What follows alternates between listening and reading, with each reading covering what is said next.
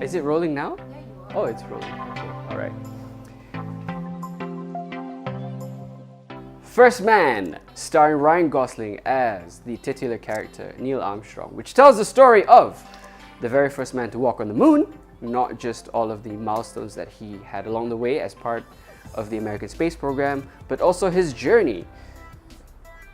Why do I keep on saying his journey? I want to say his emotional journey. His emotional journey, that's it, yes. His emotional journey throughout his career as an American astronaut. Thing is that nobody really knows what Armstrong was like as a person because he was an intensely private man, as it were, and this sort of tells the story of what him and his family went through as they dealt with all the funerals, pilots dying left, right, and center, and the emotional toll that being in such a high stress and high pressured situation had on him and his family. Okay? Right. So the film stars Ryan Gosling as Neil Armstrong and Claire Foy as Mrs. Armstrong, Janet Armstrong. And of course, we have a few other people along the way, played by various actors that you will know. I'll list them all in the credits below.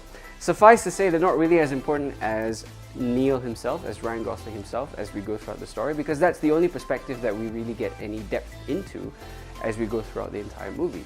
Now, visually speaking, First Man is amazing. It's a third of it is shot in IMAX, specifically most of the space scenes, all right? So it's shot in IMAX.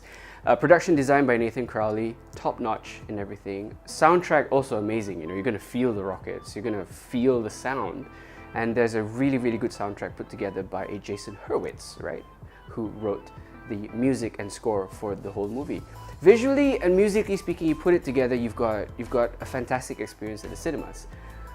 Where this might not be so great for you is if you're a fan of action movies and you love your big explosions and such. Yes, there are action sequences featuring various parts of the space program, but they're not the main focus. The main focus is, of course, the character drama and the character development of Neil as an astronaut as it goes throughout. Is it meant for you? I don't know.